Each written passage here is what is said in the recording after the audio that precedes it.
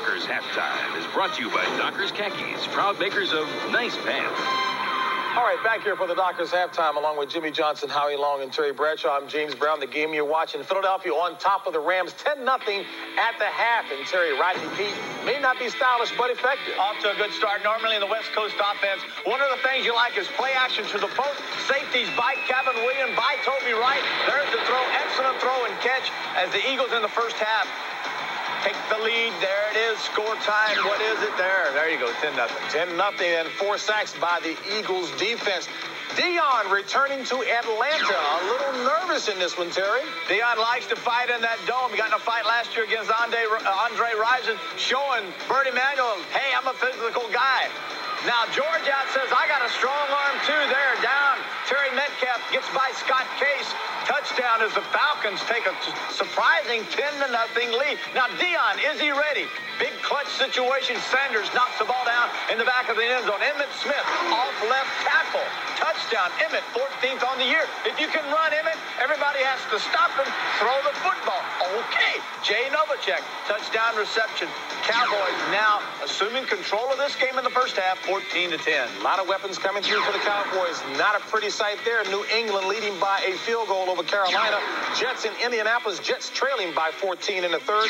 Cleveland and Cincinnati. Bengals with a 3-point lead in the second. And Pittsburgh not making it an opportunity for Jacksonville to sweep them, leading 21-0 at the half. Dallas, too many weapons again, Jimmy. JB, you notice Emmitt Smith running the ball to the left of Dallas, and this is kind of different because you think, well, you ought to run behind Eric Williams and Larry Allen on the right side. Mark Tuinei's had a bad back, and he's over there. But the reason they're doing, Chris Dolman is rushing up the field trying to rush the passer. He's opening up a big running lane. For that reason, Dallas will continue to run to their left because of the running lane Chris Dolman opened up. Yeah, Dallas' secondary had some problems early on adjusting to the new types of coverages to facilitate Deion Sanders. They also blitzed as we said they would, and Jeff George played himself into a $6 million contract in the first half, it looks like. All right, we know Bradshaw is a boxing lover. As a matter of fact, when we come back, the second half of this, we're going to be talking with, what's the guy's name?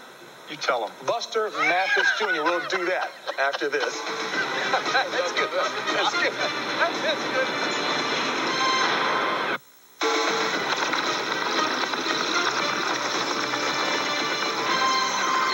Welcome to Doctors Halftime. Coming up on November the 4th, Fox Sports will proudly present a heavyweight boxing extravaganza as Mike Tyson continues his comeback, taking on Buster Mathis Jr. in Las Vegas, Nevada. And joining us right now from Las Vegas is Buster Mathis Jr. And Buster, how is training camp going right now? Are you pleased with the way things are progressing? Well, I'm doing everything right. I think training camp is doing excellent for me. I got one of the best trainers in the world, Joe Ferriello. I got some of the best sparring. And this fight is more getting mentally prepared as well as physical. Help the public understand. I mean, you're a young fighter at age 25 with 20 fights under your belt. But what should give the public confidence that you really can give Mike Tyson a good fight?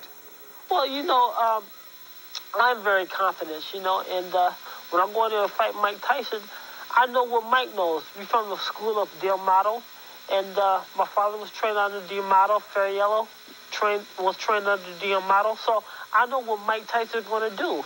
Now it's up to me what I'm going to do. Speaking of your father, the fact that he passed recently, will that be problematic for you that you won't have him in your corner, or will that be a source of inspiration? Well, it's a source of inspiration because my father is with me all the time, my father got me to this point. He's the one that predicted that I'm going to fight Mike. So technically, my father will be with me in spirit.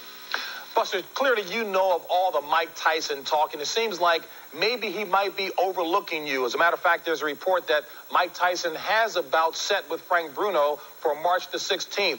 Do you feel slighted that so many people seemingly are overlooking you? Well, I don't know.